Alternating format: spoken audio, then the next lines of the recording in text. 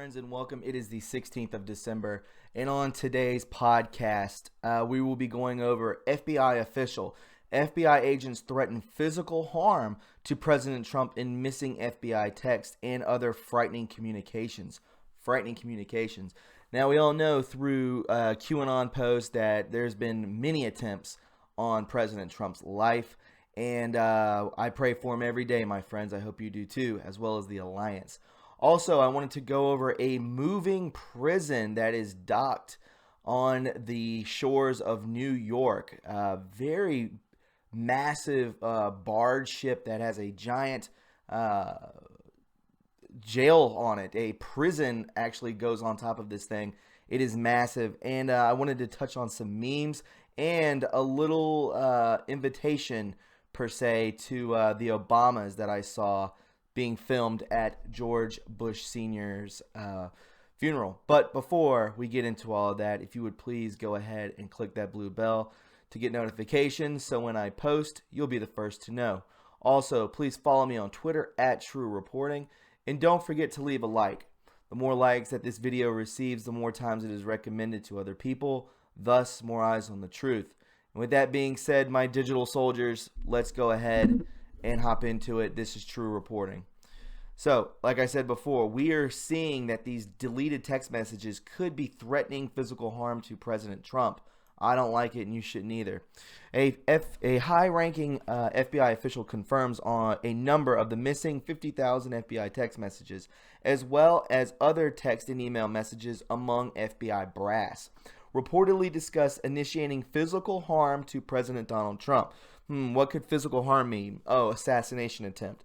The FBI official urged the U.S. Department of Homeland Security, which oversees the U.S. Secret Service, to launch an investigation of the Justice Department, the FBI, and all text messages missing and otherwise that threaten the president. If this isn't called for treason, I don't know what is.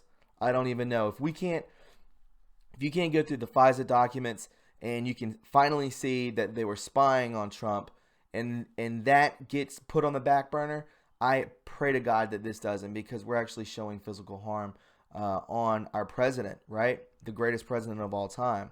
This is dangerous. This is a dangerous territory, and all FBI text messages and personal phones should be examined, the official said. It would reveal some frightening conversations. Did FBI brass discuss the assassination of President Donald Trump? If not, what was the nature of the threats against the president from inside the alleged premier law enforcement agency in the United States? Yeah, they're going to assassinate him with a coup, right? Director Wray wants a lid on this, the FBI official said. Many know there was talk of harming Trump politically, but there is a group here in D.C. headquarters that understands it goes deeper. We need a special counsel or Homeland Security.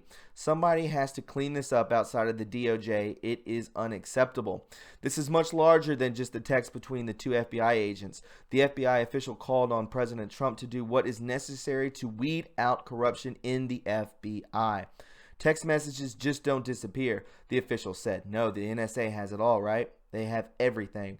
Not here. Someone outside the DOJ has to look at all these emails and texts. These FBI bosses are bad people. You only scratched the surface. The high-ranking FBI official called on lawmakers and the Inspector General to focus on the text and email messages of Deputy Director Andrew McCabe. The official referred to McCabe's official and personal correspondences, an anti-Trump treasure trove of all of these emails. As reported in March 2017 by True Pundit. Great place to find news, everybody. That's what we're reading now. McCabe openly threatened President Trump, and then National Security Advisor General Michael Flynn says, first, we F Flynn, and then we F Trump, to several high-ranking FBI bosses who cheered his comment. So, yeah, Flynn has since been indicted and plead guilty to a charge of lying to the FBI from an investigation supervised by McCabe.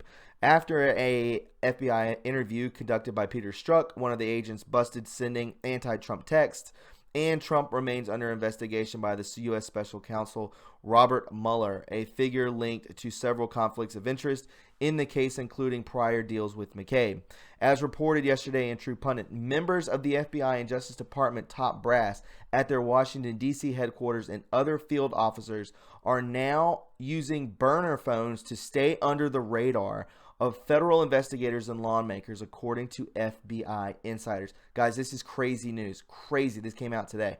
The shocking revelation comes on the heels of news that the FBI deleted thousands of text messages between anti-Trump FBI agents before investigators could review their content. Was it deleted? No, the NSA has it all. While that is disturbing on one level, FBI and DOJ hierarchy employing the telecom habits of drug cartel bosses reaches a new low for the once heralded federal law enforcement agency and the DOJ, and breaks federal laws as well. The FBI failed to preserve 5 months' worth of text messages exchanged between Peter Strzok and Lisa Page, and the 2 FBI employees who were made pro-Clinton and anti-Trump comments while working on the Clinton email and Russia collusion investigation. And now, more text messages are missing from the FBI agents, according to the Justice Department. That means 50,000 text messages, 50,000 per The Hill yesterday. Attorney General Jeff Sessions on Monday announced the Justice Department will investigate missing text messages sent between 2 FBI agents critical of President Trump, joining the chorus of Republican lawmakers who are eager to recover the exchange. We will leave no stone unturned to confirm with certainty why these text messages are not now available to be produced, and will use every technology available to determine whether the missing messages are recoverable from another source, Sessions said in a statement. Trust Sessions, right? Great article, guys. I will link that in the description box below. I hope all these people get what they have coming to them. I really do. I mean that. Maybe they'll end up on one of these, right? I wanted to show you real quick with some memes this floating prison cell or prison. Look at how massive this thing is on a barge. If you live near the coast or on major waterways, I bet you see barges coming through. Guys, this is a prison. I have never heard of this. I don't know if anyone else has ever heard of this, but it is fascinating. And this is another angle of it. Look how massive this is. This is like a cruise ship, but it's a prison. How have we never heard of this? And this is how big it is. This is docked at the New York City Department Correctional Office. So yeah, this is, I guess you just kind of go over through these gates and onto the prison that's on a barge. So I wanted to show that to you because it's kind of getting on Twitter. And it's called the Vernon C. Bain Correctional Center. The Vernon C. Bain Center, VCBC, also known as Vernon C. Bain Maritime Facility, under the nickname The Boat, is an 800-bed jail barge used to hold inmates for the New York City Department of Corrections. This barge is anchored off the Bronx's southern shore near Hunter's Point. It was built in New Orleans along the Mississippi River for $161 million in the Avondale shipyard, and brought to New York in 1992 to reduce overcrowding in the island's land-bound buildings for a lower price. Nicknamed The Boat by prison staff and inmates, it is designed to handle inmates from medium to maximum security in 16 dormitories and 100 cells. So, why is this all of a sudden kind of popping? This thing's been around since 1992, and I've never once heard of this thing. This is crazy looking. I bet it would be pretty good transportation down to Gitmo, wouldn't you say? Just kind of just silently get some people over there instead of using planes or whatever. Just toss a bunch of people on here. Migrants, terrorists, politicians. You know, we could go to that extent. Throw these suckers on there and then send them right down to Gitmo. I wanted to show you that just because it's pretty interesting and I thought it was cool. One would hope, right? So we see here, we have been seeing all of these envelopes, and to Karen Pence, I believe that's her name, to Jeb Bush, Laura Bush, Hillary Clinton, and now we see the envelope being shown to Michael Obama and Hussein. He sees it. He looks down here right now with this kind of a stern face. And here we go. Keep focused on Obama. She's like, oh, shit. So he looks concerned when he looks at this thing. She shows it to him. Let's go over it one more time. He looks down. What's this? Oh, my life's flashing before my eyes. See him? He's just like, oh, Lord. I believe he took a gulp there, too. Like, oh, Christ, help me. So, yeah, I wanted to show you that. That just got released today, too, I believe, December 15th. So, yesterday at 4:29. I wanted to show you that, and I wanted to round this podcast out with this real quick. Google and DuckDuckGo. So, on Google, you type in Hillary Clinton E, and it brings up Hillary Clinton emoji. Why the hell would anybody ever want that? Hillary Clinton education. Why would anyone want to know what her education is? So we see here. Then on DuckDuckGo, if you type in Hillary Clinton EM, you have Hillary Clinton email scandal, Hillary Clinton email scandal update, Hillary email scandal facts, Hillary Clinton emails released, Hillary Clinton email to Donna Brazile. And these are on the other ones, right? Everyone else, every other, Bing, Yahoo, whatever, Donald Trump email, Joe Biden email, Bill Clinton email, Barack Obama email, Cortez email, Mike Pence. You get the point.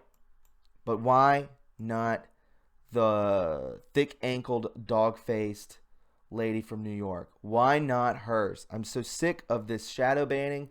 I'm so sick of the bias out of all this.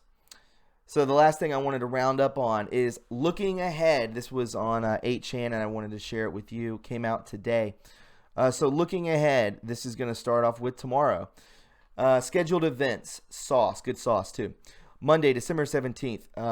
LL closed-door session. Loretta Lynch closed-door session week of December 17th with Congress. Fox News will be, I guess, covering this at 1 p.m. Eastern. Monday, December 17th, Senate Intelligence Committee. Comey testifies, again. And then Tuesday, December 18th, General Flynn sentencing hearing. Wednesday, that's huge. December 19th, 2:30 p.m., Senate Judiciary Subcommittee on Antitrust, Competition Policy and Consumer Rights. Hearings to examine a comparative look at competition law approaches to monopoly and abuse of dominance in the U.S. and EU. Thursday, December 20th.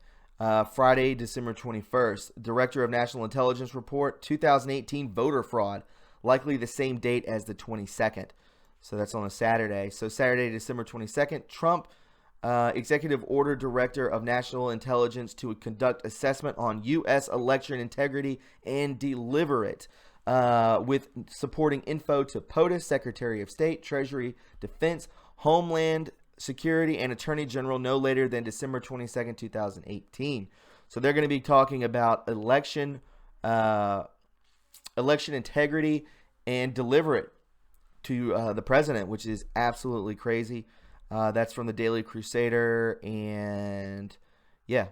Executive order imposing a certain sanctions event to prevent foreign interference. And then January 1st, 2019, in bold, executive order changing military tribunals rules takes effect.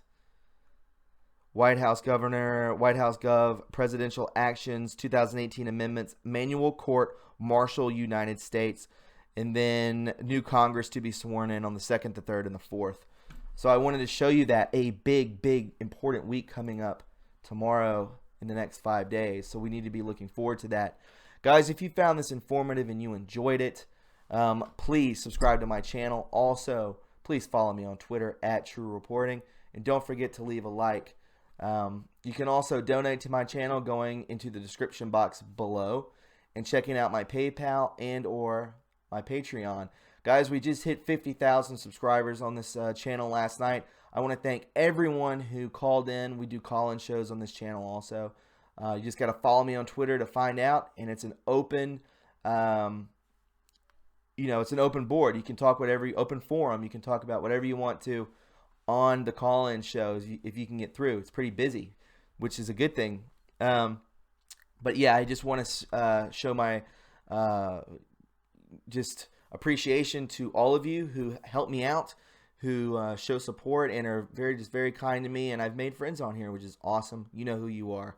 Guys, please take care of one another, be kind to one another, and love one another, and we'll talk to you real soon. Have a great night. Bye.